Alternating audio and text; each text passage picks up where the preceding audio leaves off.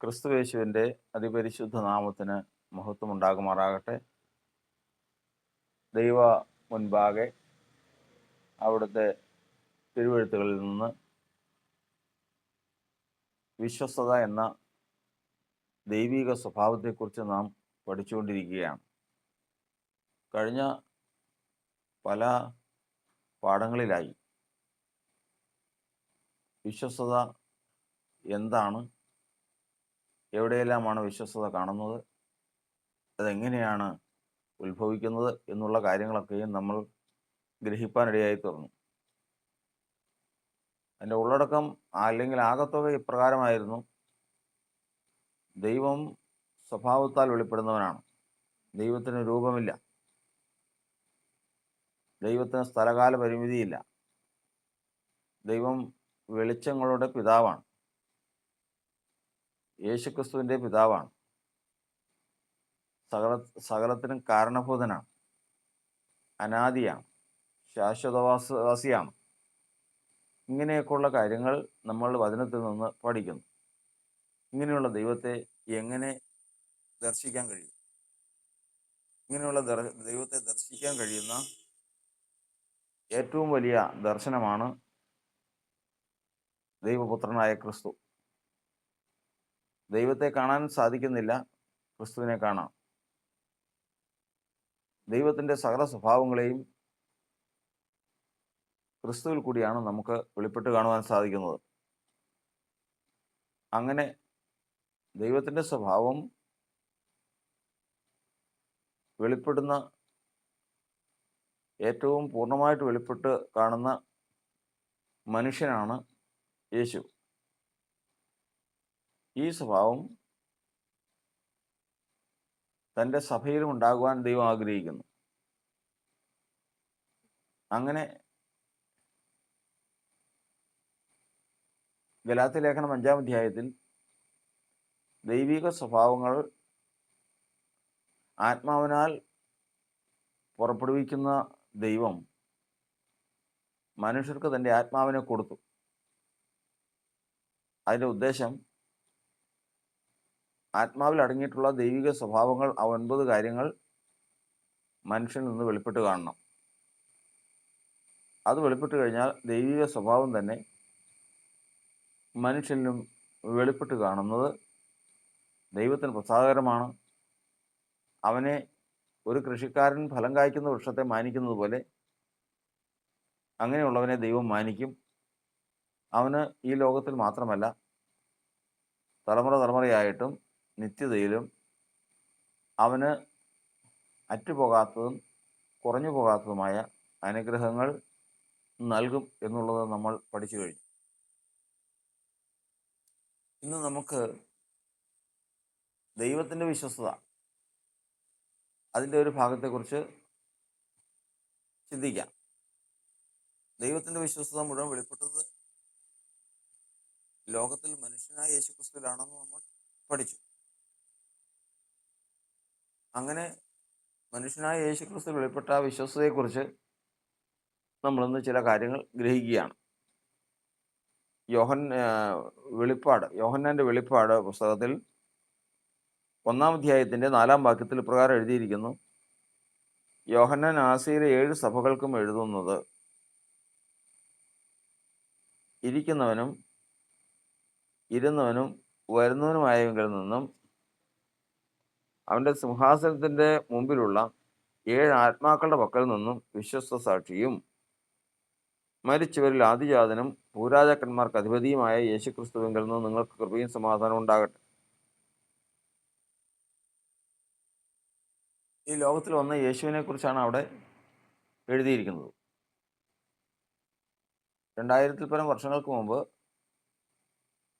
ബേത്ലഹേമിൽ മറിയ എന്ന കന്യകയിൽ നിന്ന് ഒരു ശിശു പുരുഷന്റെ ഇഷ്ടം കൂടാതെ, മനുഷ്യന്റെ ആദാമി രക്തം കൂടാതെ, ജഡത്തിന്റെ ഇച്ഛ കൂടാതെ ജനിച്ചു വരുവാനിടയായി തീർന്നു. അവളിൽ ഉൽപ്പാദിതമായത് ദൈവത്തിൻ്റെ പരിശുദ്ധാത്മാവിലാകുന്നു. ദൈവം തൻ്റെ ആത്മാവിനാൽ പുറപ്പെടുവിച്ച ആ പ്രജ ദൈവപുത്രൻ എന്ന് വിളിക്കപ്പെട്ടു.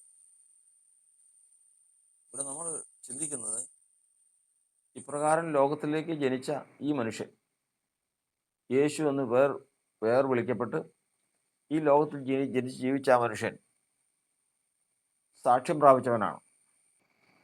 ആരിൽ നിന്നും സാക്ഷ്യം പ്രാപിച്ചത്? അതിന് അവിടെ എഴുതിയിരിക്കുന്നത് പ്രകാരമാണ്: ഇരിക്കുന്നവനും ഇരുന്നവനും വരുന്നവനുമായവങ്കിൽ നിന്നും അവൻ്റെ സിംഹാസനത്തിന് മുമ്പിലുള്ള 7 ആത്മാക്കളുടെ പക്കൽ നിന്നും വിശ്വസ്ത സാക്ഷിയും. നമ്മൾ പഠിച്ചിട്ടുള്ളതുപോലെ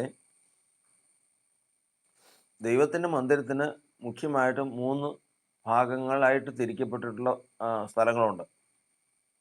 1 പ്രാകാരം, 2 വിശുദ്ധ സ്ഥലം, 3 അതിവിശുദ്ധ സ്ഥലം. പ്രാകാരത്തിൽ പിച്ചളത്തൊട്ടിയും യാഗപീഠവും കാണാം. അത് കഴിഞ്ഞ് വിശുദ്ധ സ്ഥലത്തേക്ക് പ്രവേശിച്ചാൽ അവിടെ കാഴ്ചയപ്പത്തിൻ്റെ മേശ, ധൂപപീഠം, തങ്ക നിലവിളക്ക് എന്നീ 3 കാര്യങ്ങൾ കാണാം. അതിനും അപ്പുറമാണ് തിരശ്ശീലയിട്ട് മറച്ച അതിവിശുദ്ധ മന്ദിരം. അതിന് അവിടെ ഉള്ള ഉപകരണങ്ങൾ എന്ന് പറയുന്നത് തങ്കം കൊണ്ട് പൊതിഞ്ഞ നിയമപ്പെട്ടകം. ഈ പെട്ടകത്തിന്റെ മീതെ 2 കെരൂബുകൾ. പെട്ടകത്തിനകത്ത് ദൈവം എഴുതി കൊടുത്ത തൻ്റെ കൽപ്പനകൾ എഴുതി കൊടുത്ത 10 കൽപ്പനകൾ എഴുതി കൊടുത്ത 2 കൽപ്പനകൾ, 3 അഹരോന്റെ തളിർത്ത വടി, അതുപോലെ മന്നയിട്ട് വെച്ച പൊൻപാത്രം, മുഴുവനും പൊന്നുകൊണ്ടുള്ള ധൂപകലശം, ഇത്രയും അവിടെ ഉണ്ട്. ഈ പെട്ടകത്തിൻ്റെ അരികെ ഇസ്രായേലിൻ്റെ ചട്ടമനുസരിച്ച് ദൈവം എഴുതി കൊടുത്ത ന്യായപ്രമാണം. അതായത് 10 കൽപ്പനകളായിട്ട് ദൈവം ന്യായപ്രമാണം ഇസ്രായേലിന് കൊടുത്തെങ്കിലും അതിൻ്റെ വിശദീകരണം, ഈ 10 കൽപ്പനകൾ വിശദീകരിച്ചാൽ അതെങ്ങനെ വിശദീകരിക്കണമെന്ന് മനുഷ്യനറിയില്ല. അത് അനന്തമാണ്. ഒരിക്കൽ സെലോഫഹാദ് എൻ്റെ പെൺമക്കള് അവർക്ക് സഹോദരന്മാരില്ല. സെലോഫഹാദിന് ആൺമക്കളില്ല. അപ്പം അതുകൊണ്ട് ഞങ്ങളുടെ അപ്പൻ്റെ പേര് നിലനിർത്താൻ അവകാശം വേണമെന്ന് പറഞ്ഞപ്പോൾ എന്ത് ചെയ്യണമെന്ന് മോശയ്ക്ക് പോലും നിശ്ചയം വന്നില്ല. ഈ 10 കൽപ്പനകളിലുണ്ടത്. പക്ഷേ അതിനെ വ്യാഖ്യാനിക്കാനുള്ള കഴിവ് അത് എഴുതിയ ദൈവത്തിൻ്റെ പരിശുദ്ധാത്മാവിന് മാത്രമേ ഉള്ളൂ. അല്ലാതെ വേറെ ആർക്കും ഇല്ല. അത് ദൈവത്താൽ മാത്രമേ സാധിക്കൂ. അതിന് ദൈവം മറുപടി കൊടുത്തു. അപ്പം ഇങ്ങനെ ഈ 10 കൽപ്പനകളുടെ വിശദീകരണമായിട്ട് ന്യായപ്രമാണം ദൈവം എഴുതി കൊടുത്തിട്ടുണ്ട്. ആ എഴുതി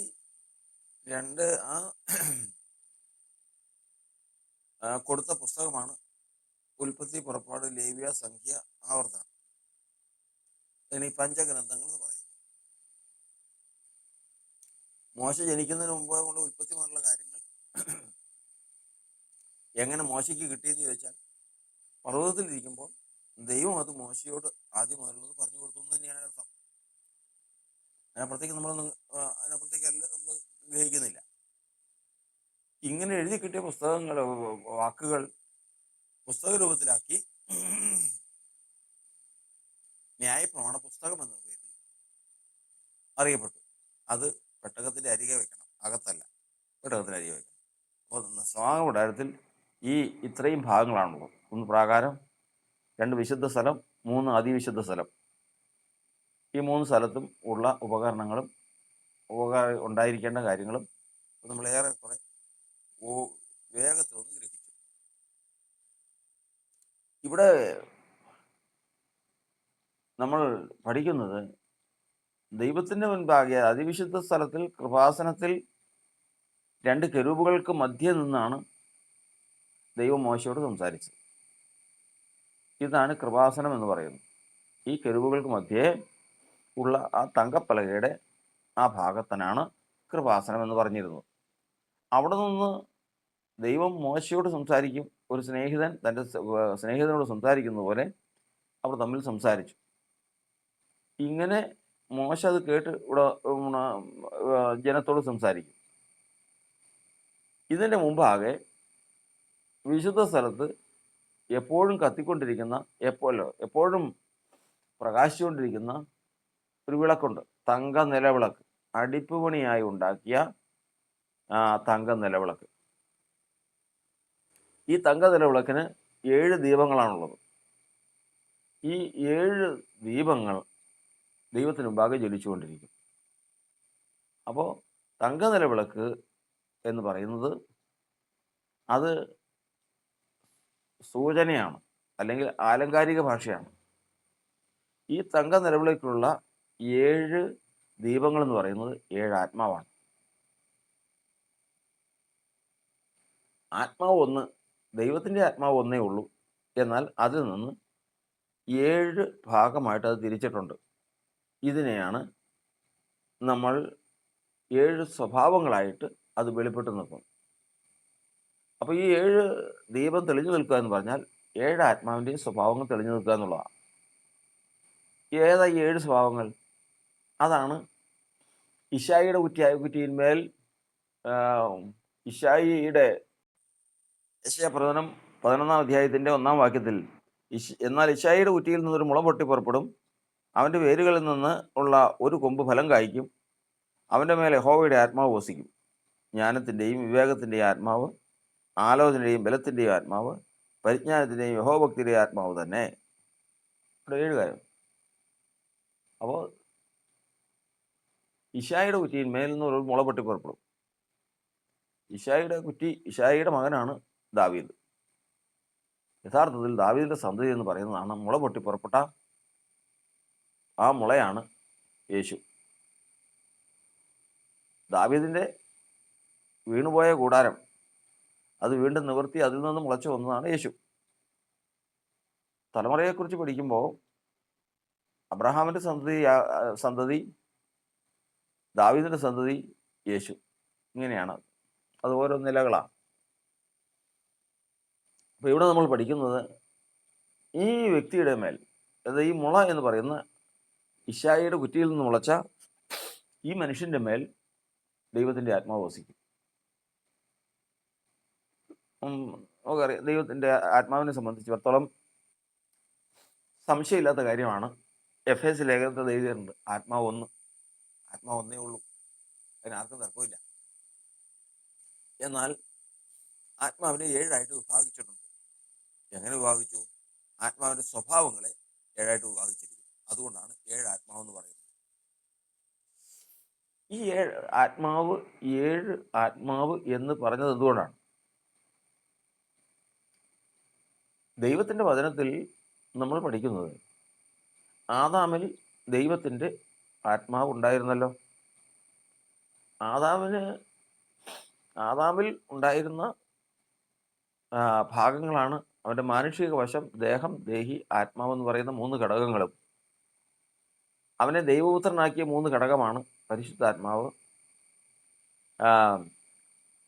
തേജസ്സിൻ്റെ ആത്മാവ് എന്നിങ്ങനെ ഘടകങ്ങളുണ്ടായിരുന്നു. അപ്പോൾ ആദാമിന്മേൽ വസിച്ചിരുന്ന ആത്മാവ് ഒന്നാണ്. പിന്നെ എങ്ങനെ ഇത് 7 മനുഷ്യൻ്റെ വീഴ്ചയ്ക്ക് ശേഷം, മനുഷ്യൻ വീണതോടുകൂടി ഇവനിൽ നിന്ന് ഏക മനുഷ്യൽ പാപവും പാപത്താൽ മരണവും ലോകത്തിൽ കടന്നു. നീതിമാൻ ആരുമില്ല, ഒരുത്തൻ പോലുമില്ല. എല്ലാവരും പാപം ചെയ്ത് ദൈവതേജസ്സില്ലാത്തവരായിരുന്നു. അതോടുകൂടി തേജസ്സിൻ്റെ ആത്മാവും അവൻ പോയി. പരിശുദ്ധാത്മാവും ആദാമിനെ വിട്ടുമാറി. പാപത്താൽ ആദാമിൽ നിന്ന് നഷ്ടപ്പെട്ടു പോയ ദൈവതേജസ്സും ദൈവത്തിൻ്റെ ആത്മാവും വീണ്ടും തിരിച്ച് ആദാമിൽ വന്നു. തേജസ് വന്നിട്ടില്ല. പരിശുദ്ധാത്മാവ് വന്നു. മാത്രമല്ല, പരിശുദ്ധാത്മാവ് വരാനിരിക്കുന്ന മശിഹായെക്കുറിച്ചുള്ള ആലോചനയുമായിട്ടാണ് പിന്നെ വന്നത്. അതിനു മുമ്പ് തേജസ്സായിട്ടുണ്ടായിരുന്നെങ്കിൽ പാപത്തിന് ശേഷം ദൈവം അവരിലേക്ക് തൻ്റെ ആത്മാവിനെ വരാനിരിക്കുന്ന മശിഹായെക്കുറിച്ചുള്ള വചനവുമായിട്ടാണ്, ആലോചനയുമായിട്ടാണ് അയച്ചത്. അത് വിശ്വസിച്ചവരിൽ അവരുടെ മേൽ പരിശുദ്ധാത്മാവ് വസിച്ചു. അത് വിശ്വസിച്ചവരുടെ മേൽ പരിശുദ്ധാത്മാവ് വസിച്ചു. ആ വിശ്വസിച്ച് അനുസരിച്ച് യാഗം കഴിച്ചവരിൽ ദൈവത്താൽ നീതീകരിക്കപ്പെട്ട അനുഭവം ഉണ്ടായി. അങ്ങനെ ദൈവത്തിൻ്റെ പരിശുദ്ധാത്മാവ് വീണ്ടും വന്നപ്പോൾ ഇനി വരാനിരിക്കുന്ന മശിഹ, ഈ മശിഹയുടെ മേൽ 7 ആത്മാവുണ്ടാകും. അതായത് ഇനി ദൈവത്തിൻ്റെ ഈ 7 സ്വഭാവത്താൽ സാക്ഷ്യം പ്രാപിച്ചിട്ട് മാത്രമേ മനുഷ്യന് നഷ്ടപ്പെട്ടു പോയ തേജസ് തിരികെ ലഭിക്കുകയുള്ളൂ. ഇതാണ് വ്യവസ്ഥ. അങ്ങനെയാണ് ഈ ആത്മാവ് 7 സ്വഭാവങ്ങളായിട്ട് പിന്നീട് വെളിപ്പെടാനിടയായിട്ട് വന്നത്. ദൈവത്തിൻ്റെ 7 കണ്ണെന്ന് പറയുന്നതും ഇത് തന്നെയാണ്, ഈ 7 ആത്മാവ് തന്നെയാണ്. അപ്പോൾ 7 വിളക്കെന്ന് പറയുന്നത്, 7 സ്വഭാവം എന്ന് പറയുന്നത്, 7 കണ്ണെന്ന് പറയുന്നത്, 7 ആത്മാവെന്ന് പറയുന്നത് ഒന്നാണ്. ഈ ഒറ്റ കാര്യമാണ്. അപ്പോൾ സർവ്വഭൂമിയിലും മൂടാണ്ട് കിടക്കുന്ന യഹോവയുടെ 7 കണ്ണ് എന്ന് പറയുന്നത് ഇതിനെക്കുറിച്ചാണ്. അപ്പോൾ ഇവിടെ നിന്ന് ഇനി ഒറ്റ കാര്യമേ ഉള്ളൂ.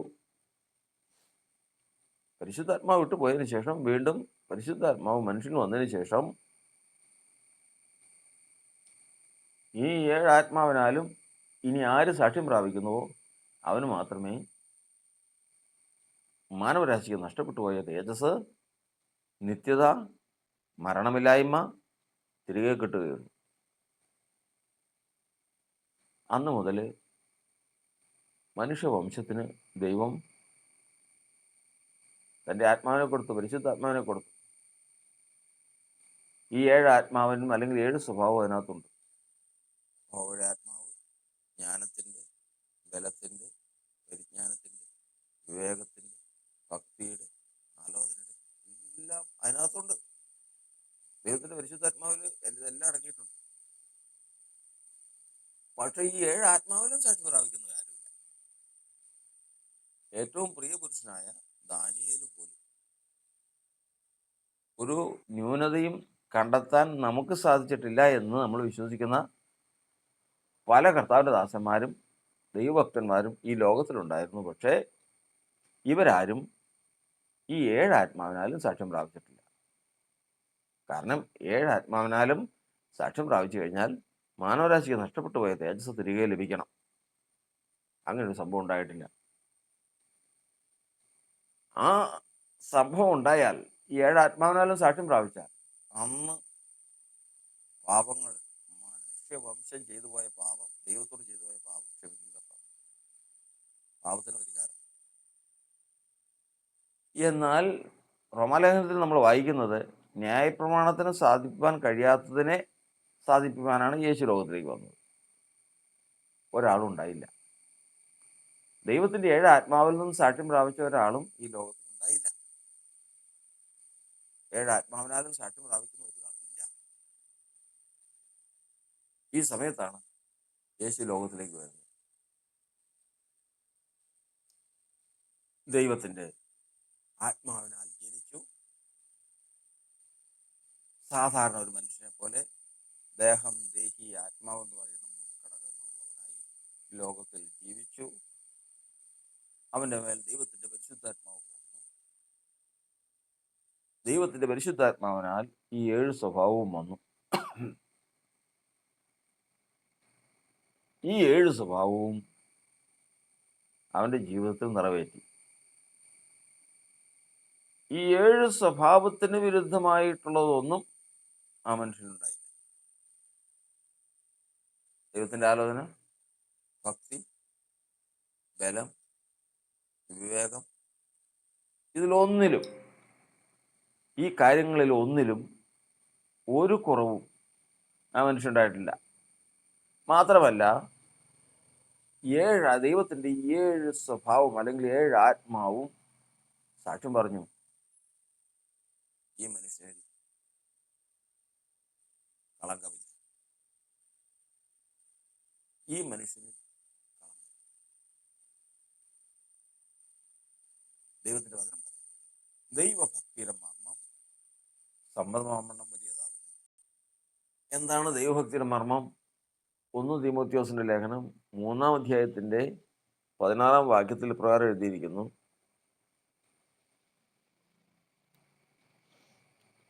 അവൻ ജഡത്തിൽ വെളിപ്പെട്ടു. എൻ്റെ 14-ാം വാക്യം മുതൽ നമ്മൾ വായിക്കുമ്പോൾ, ഞാൻ വേഗത്തിൽ നിന്റെ അടുക്കൽ വരും എന്ന് ആശിക്കുന്നു. തീമോഥെയോസിനോട് അപ്പോസ്തലനായ പൗലോസ് എഴുതുന്ന എഴുത്താണ്. ഞാൻ വേഗത്തിൽ നിന്റെ അടുക്കൽ വരുവാമെന്ന് ആശിക്കുന്നുണ്ട്. താമസിച്ചു പോയാലോ സത്യത്തിന്റെ തൂണും അടിസ്ഥാനവുമായി ജീവനുള്ള ദൈവത്തിന്റെ സഭയാകുന്ന ദൈവാലയത്തിൽ നടക്കേണ്ടത് എങ്ങനെയെന്ന് നീ അറിയേണ്ടതിന് ഇത് എഴുതുന്നു. ദൈവസഭയിൽ നടക്കുമ്പോൾ നിനക്ക് ഓർമ്മയുണ്ടാകേണ്ടതും നീ ധരിച്ചിരിക്കേണ്ടതും വിശ്വസിച്ചിരിക്കേണ്ടതുമായ ഉറപ്പ് പ്രാപിച്ചിരിക്കുന്നതുമായ കാര്യങ്ങളുണ്ട്. ദൈവസഭയിൽ കടന്നു വരുന്ന ഒരാള് ആത്മീയ ജീവിതത്തിൽ തൻ്റെ ഹൃദയത്തിൽ വിശ്വസിച്ചിരിക്കേണ്ടതും ഉറപ്പ് പ്രാപിച്ചിരിക്കേണ്ടതുമായ കാര്യങ്ങളാണ് അവിടെ നാം വായിക്കുന്നത്. അപ്പോസ്തലനായ പൗലോസ് തീമോഥെയോസിനോട് പറയുക, ഞാൻ വരാൻ ആഗ്രഹമുണ്ട്, താമസിച്ചു കഴിഞ്ഞാൽ നീ ദൈവത്തിന്റെ ആലയത്തിൽ നടക്കേണ്ടത് എങ്ങനെയാണെന്ന് ഓർത്തോളണം. അതിനുവേണ്ടി എഴുതുവാണ്. എന്താണത്? അവൻ ജഡത്തിൽ വെളിപ്പെട്ടു. അവൻ ജഡത്തിൽ വെളിപ്പെട്ടു. ദൈവം ജഡത്തിൽ വെളിപ്പെട്ടു. ആത്മാവിൽ നീതീകരിക്കപ്പെട്ടു. ആത്മാവിനാൽ നീതീകരിക്കപ്പെട്ടു എന്ന് പറഞ്ഞാൽ നമ്മീ പറഞ്ഞതുപോലെ വെളിപ്പാട് പുസ്തകം 1-ാം അധ്യായത്തിന്റെ 5-ാം വാക്യത്തിൽ നമ്മൾ വായിച്ചതുപോലെ ദൈവത്തിന് മുൻപിൽ ഉള്ള 7 ആത്മാവ് 7 ആത്മാവിനാൽ സാക്ഷ്യം പ്രാപിച്ചു. 7 ആത്മാവിനാൽ സാക്ഷ്യം പ്രാപിച്ചതോടുകൂടി അവന് ലഭിച്ചതാണ് പുത്രത്വത്തിന്റെ ആത്മാവ്, അല്ലെങ്കിൽ തേജസ്സിന്റെ ആത്മാവ്, തേജസ്സോട് കൂടിയ തേജസ്സിന്റെ ആത്മാവ്. അതിനെക്കുറിച്ചാണ് നമ്മൾ റോമാലേഖനം 1-ാം അധ്യായത്തിന്റെ 5-ാം വാക്യത്തിൽ നമ്മൾ വായിക്കുന്നത്. ജഡം സംബന്ധിച്ച് ദാവീദിന്റെ സന്തതിയിൽ നിന്ന് ജനിക്കുകയും മരിച്ച് അടക്കപ്പെട്ട് ഉയർത്തെഴുന്നേൽക്കുകയിൽ ദൈവപുത്രനെന്ന് വിശുദ്ധിയുടെ ആത്മാവ് സംബന്ധിച്ച് ശക്തിയോടെ നിർണ്ണയിക്കപ്പെടുകയും ചെയ്തു. യേശു ക്രിസ്തു ഉയർത്തെഴുന്നേറ്റപ്പോ മറിയ എന്ന കന്യകയിൽ ജനിച്ചതുപോലെയല്ല, പിന്നെയോ വിശുദ്ധിയുടെ ആത്മാവിനാലാണ് എഴുന്നേറ്റത്. എന്നാൽ എഴുന്നേറ്റതിനെ കുറിച്ച് റോമാലേഖനം 6-ാം അധ്യായത്തിന്റെ 4-ാം വാക്യത്തിൽ എഴുതിയിരിക്കുന്നത്, യേശു മരിച്ചിട്ട് പിതാവിന്റെ മഹിമയാൽ ഉയർത്തെഴുന്നേറ്റതുപോലെ, ഗ്ലോറിയാലാണ് എഴുന്നേറ്റത്. വെള്ളവും തിരയും പോലെ ഗ്ലോറിയും ഗ്ലോറിയുടെ ആത്മാവും തമ്മിൽ ബന്ധപ്പെട്ടിരിക്കുന്നു.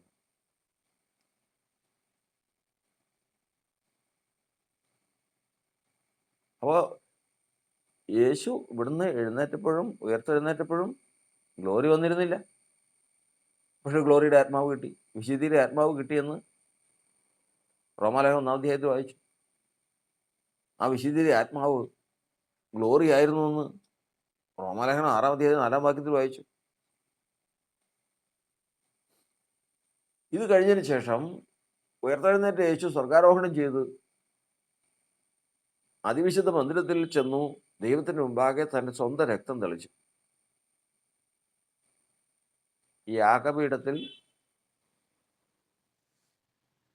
യാഗപീഠത്തിൽ അർപ്പിക്കുന്ന മൃഗത്തിന്റെ രക്തം അതിവിശുദ്ധ മന്ദിരത്തിൽ പാപപരിഹാരത്തിനായി തളിക്കുന്നത് പോലെ ഭൂമിയിൽ കഷ്ടമനുഭവിച്ച് മരിച്ചടക്കപ്പെട്ട യേശു തൻ്റെ സ്വന്തം രക്തം യാഗരക്തമായി സ്വർഗാരോഹണം ചെയ്ത് കൃപാസനത്തിൽ തളിച്ചു. കുറ്റമില്ലാത്ത രക്തം കൃപാസനത്തിൽ വീണതോടുകൂടി മനുഷ്യവംശത്തോടുള്ള ദൈവത്തിൻ്റെ കോപം അടങ്ങി. ആദാമിൽ നിന്ന് ദൈവം എടുത്തു മാറ്റിയ തേജസ് അവന് തിരികെ കൊടുത്തു. അതുകൊണ്ടാണ് പത്രോസ് ലേഖനത്തിൽ പറഞ്ഞിരിക്കുന്നത്, ദൈവം അവന് തേജസ് കൊടുത്തു പിരിക്കുന്നു. നിങ്ങളുടെ പ്രത്യാശയും ധൈര്യവും അവനിൽ വെച്ചു കൊള്ളേണ്ടതിന് ദൈവം അവനെ മരിച്ചവരിൽ നിന്ന് ഉയർത്തെഴുന്നേൽപ്പിച്ച് അവന് തേജസ് കൊടുത്തു പിരിക്കുന്നു. ആ തേജസ് കൊടുത്തു. അതോടുകൂടി മനുഷ്യവംശത്തിന് എന്ത് നഷ്ടപ്പെട്ടോ അത് യേശു തിരികെ പ്രാപിച്ചവനായി. യഥാർത്ഥത്തിൽ യേശുവിൻ്റെ മനുഷ്യത്വം അവസാനിച്ചു പോയി എന്നൊക്കെ പലരും പ്രസംഗിക്കുന്നത് കണ്ടിട്ട് ഇപ്പം പിതാവാണെന്നോ ആത്മാവോ, ഇതെല്ലാം ശരി തന്നെ. പക്ഷേ ഒരു കാര്യം ഓർത്തു കൊള്ളണം, ഇവിടെ ഈ രക്തം ചൊരിഞ്ഞ് സ്വർഗാരോഹണം ചെയ്തവൻ എന്നില്ലാതെ പോകുന്നോ അന്ന് പിന്നെ നമ്മളും ഇല്ല, സഭയും ഇല്ല പിന്നെ. കാരണം അവനാണ് നമുക്ക് വേണ്ടി ഇതെല്ലാം ചെയ്തത്. നമ്മെ സഹോദരന്മാരെന്ന് വിളിക്കാൻ ലജ്ജിക്കാത്തവനാണ് അവൻ. നമ്മുടെ ദൈവം അവൻ പറഞ്ഞിട്ടില്ല. അവൻ ദൈവമാണ്, പക്ഷേ അവനിൽ ദൈവമുണ്ട്. അവനിൽ വെളിപ്പെട്ടതാണ് ദൈവം. അവൻ നമ്മുടെ സഹോദരനാണ്. അവനിൽ കൂടിയാണ് ദൈവത്തിങ്കിലേക്ക്, പിതാവായ ദൈവത്തിങ്കിലേക്ക് പ്രവേശനം. കാരണം ദൈവത്തിൻ്റെ 7 ആത്മാവിനാൽ സാക്ഷ്യം പ്രാപിച്ചത് ദൈവമല്ല. ദൈവത്തിന് സാക്ഷ്യം പ്രാപിക്കേണ്ട കാര്യമുണ്ടോ? ദൈവത്തിൻ്റെ 7 ആത്മാവിനാൽ സാക്ഷ്യം പ്രാപിച്ചത് മനുഷ്യനാണ്, നമ്മുടെ സഹോദരനാണ്. ആ സഹോദരനാണ് ഇന്ന് താൻ ഉയർത്തെഴുന്നേറ്റപ്പോൾ പ്രാപിച്ച ആ തേജസ്സിൻ്റെ ആത്മാവിനെ നമുക്ക് തന്നിരിക്കുന്നത്. വചനം 1 പത്രോസിന്റെ ലേഖനം 4-ാം അധ്യായത്തിൽ എഴുതിയിരിക്കുന്നത്, ക്രിസ്തുവിൻ്റെ നാമഹേതുവായി കഷ്ടമനുഭവിക്കേണ്ടി വന്നാൽ നിങ്ങൾ ഭാഗ്യവാന്മാർ, മഹത്വത്തിൻ്റെ ആത്മാവായ ദൈവാത്മാവ് നിങ്ങളിൽ വസിക്കുന്നുവല്ലോ. പരിശുദ്ധാത്മാവ് വസിക്കുന്നുവല്ലോ എന്നുള്ളതല്ല, മഹത്വത്തിൻ്റെ ആത്മാവായ ദൈവാത്മാവ് നിങ്ങൾ വസിക്കുന്നുവല്ലോ. പരിശുദ്ധാത്മാവും മഹത്വത്തിൻ്റെ ആത്മാവും ഉള്ള ഒരു കൂട്ടമാണ് ദൈവസഭ.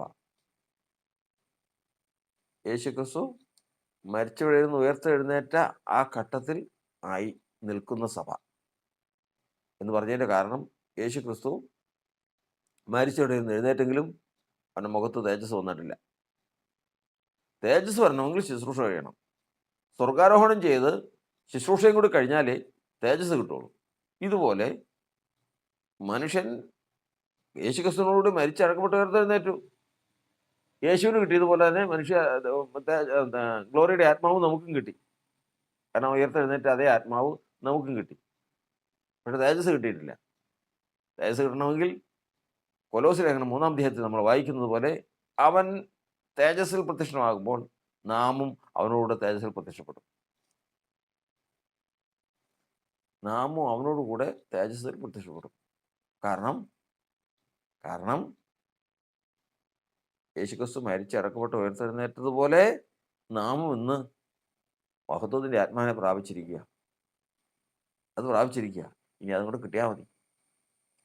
ഇനി അതും കൂടെ കിട്ടിയാൽ മതി. തേജസ്സും കൂടി കിട്ടിയാൽ. അതിനാണ് നാം കാത്തിരിക്കുന്നത്. ഇന്ന് കർത്താവിൻ്റെ വചനത്തിൽ നമ്മൾ പഠിക്കുന്നത്, ദൈവത്തിൻ്റെ പക്കൽ നിന്നുള്ള 7 ആത്മാവിനാൽ വിശ്വസ്ത സാക്ഷി.